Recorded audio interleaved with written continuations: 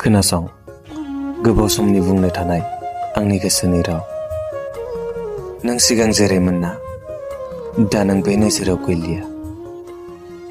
दाथ' नोंजों रायलायनायनि सिगां साननो गोनां जासै जे सिगां नों जेरैमोन ना, आं बै नोंखौ गोसोखाङो।